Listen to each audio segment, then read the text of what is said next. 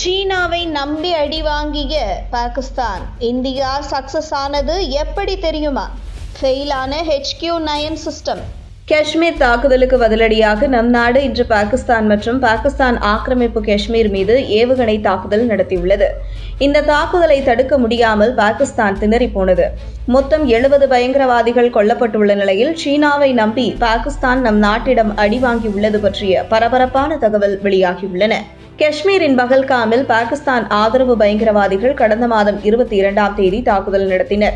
இதில் 26 சுற்றுலா பயணிகள் பலியாகினர்.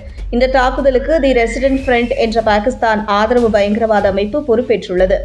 இது ஜெய்ஷ்-இ-முகமது பயங்கரவாத அமைப்பினர் துணை அமைப்பாகும்.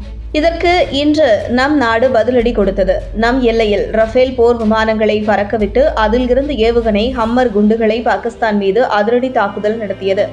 இதில் மொத்தம் 9 பயங்கரவாத முகாம்கள் அளிக்கப்பட்டன.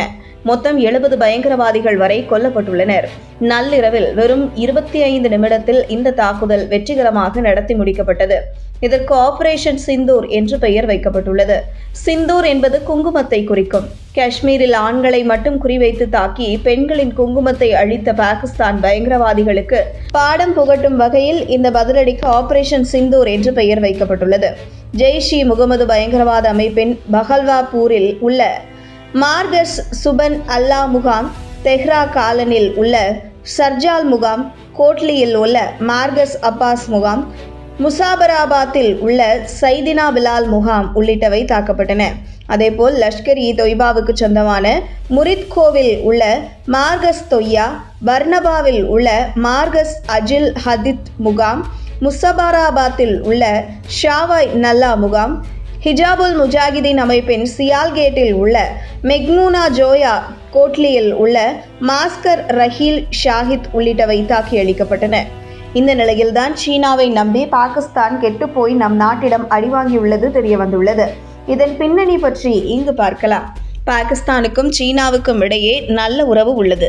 இந்தியாவை ஒப்பிடும்போது சீனா பாகிஸ்தானுடன் நெருக்கம் காட்டி வருகிறது.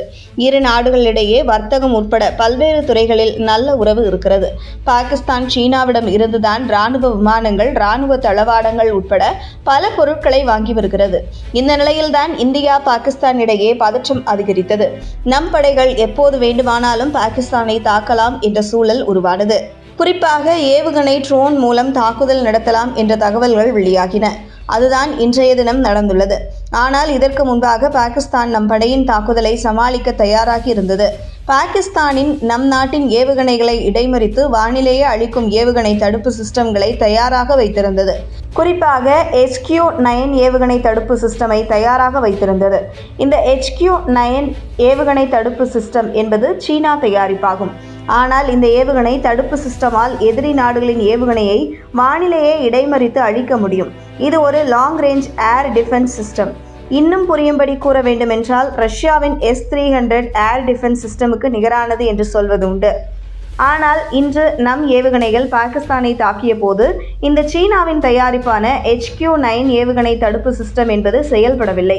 இதுதான் பாகிஸ்தானுக்கு பின்னடைவாக அமைந்தது. இதனை சாதகமாக பயன்படுத்தி நம் நாட்டின் ஏவுகணைகள் பாகிஸ்தானின் 9 பயங்கரவாத முகாம்களை தரைமட்டமாக்கின. பொதுவாக சீனாவின் தயாரிப்பு மீது பல கேள்விகள் இருக்கும்.